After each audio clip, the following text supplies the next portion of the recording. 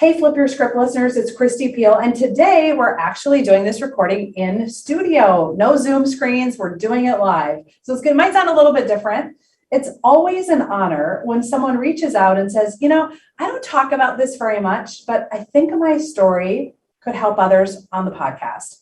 It's Pride Month, it's June, which is an opportunity for us to elevate the voices and stories of those in the LGBTQ plus community. And today's story, I think, is one you don't really hear that much about and speaks to how society has flipped its script for gay families. Sidney Barnette is here to share her experience growing up with two moms. Welcome to the podcast. Thank you. I'm excited to be here. So Sidney works for Media Mindfield. She's a rock star social media coach. And I knew that you had two moms. I didn't know the rest of your story. And you reached out and said, you know what? If you are interested in this, I'd be willing to talk about it. So thank you for saying, you know what, I'm ready to talk about this. Yeah, I think growing up, I never heard about other kids that grew up with gay parents. So I think it's really important to open that conversation and have that available for other kids that are growing up with two moms or two dads. And you grew up, you're not 30, so you're in your 20s. Yep. And so you grew up at a time before gay marriage was legal. We looked it up, so we have the exact date.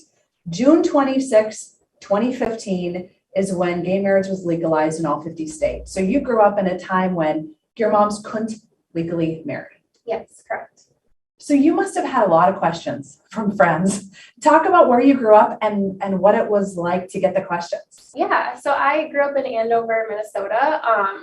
So when I was growing up, I guess it wasn't until maybe late elementary school when I realized that my family was a little bit different and that kids started to notice that. I would get a lot of questions from kids saying, "Where's your dad?" Or "Who's the other lady that's with your mom?" They didn't understand the concept that I could have two moms and not have a dad in the picture. So it was hard for me to explain because I didn't fully understand how I was born, but I knew I had a donor. So I would say, "Oh, well, I have a sperm donor." And they would say, "What's that?" And I would say, I don't know, but that's how I'm here. And so that was something that I had to learn to deal with growing up. I had to explain to a lot of kids why my parents were different, why they looked different, and why I didn't have a dad there.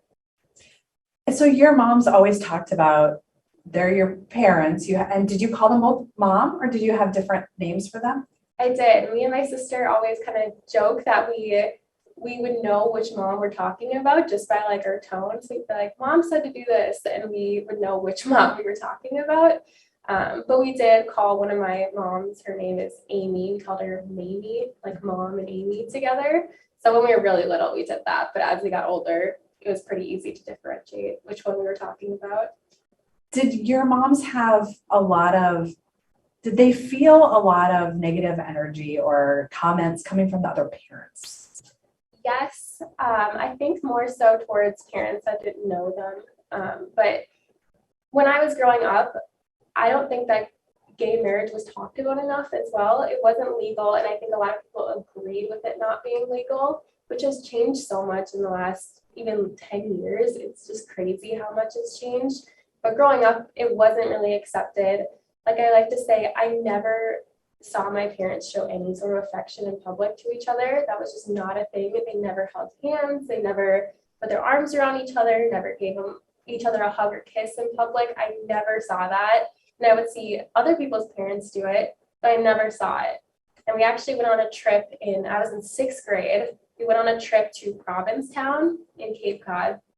And that's a predominantly gay community. And that was the first time I ever saw them hold hands. And so it was such a huge thing for me to see that and think, wow, that's normal, and they feel comfortable here doing that. I wish it was like that everywhere else.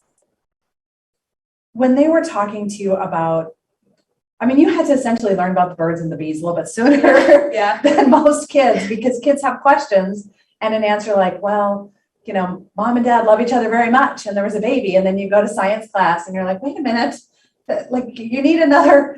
So when they were talking to you about that and you would say sperm donor or that kind of language, did other parents get angry at your moms? They never got angry. I think a lot of kids were very curious, and I don't fault them on that, because I'm sure if I wasn't in that situation, I would also have been curious. Yeah. But it was just hard from a child perspective when you don't want to sit there and explain your family as much as I had to.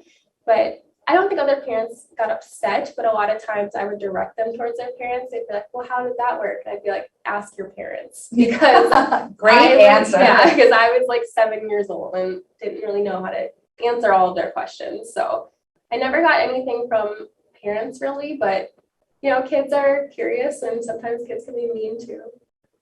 Well, that's just it. So often when kids don't understand something, they just ask questions. And I don't believe that kids are born to hate, but if they're raised in an environment where hate is spoken, then they could bring that to you. Yeah, for sure. And their prejudices and that sort of thing. Was anyone ever not allowed, for example, to spend the night or date you or something because of your home? I did actually. My very first like crush, like something that literally I remember so clearly just to this day. I was probably 14 or 15 and was going out with kind of my first like boyfriend. We weren't like ever official, but I remember we were going on our first date and I was so excited to go on the first date. And I remember he was talking to me and he's just like, you're so perfect.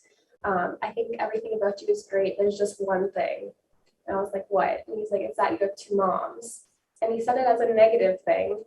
And that was the first time I heard that from someone that I like trusted and thought, you know, didn't have an issue with it. So that it not say like scarred me, but I have a habit now of anytime I would go on a first date, I make sure it comes up in the conversation at some point, because if they don't agree with it, I know that it's not going to go past that. So I don't want to waste my time. So even growing up as a kid, I made sure like any friend that I got close with, any boy that I got close with, I wanted them to know, because I didn't want to waste my time having a connection and then getting some sort of heartbreak because they don't agree with my family. Which PS is something you can't control. We don't get to pick who our parents are or what kind of relationship they have. So it must have been really frustrating to be judged for something that, I mean, you're like a kid, you can't leave. Like, fine, I'll just go find some straight parents. I mean, you don't have an option. Yeah, for sure. And, you know, my struggles don't even compare to the struggles that my parents went through. So I just think it's a unique perspective coming from a kid who grew up with that, because I never saw that.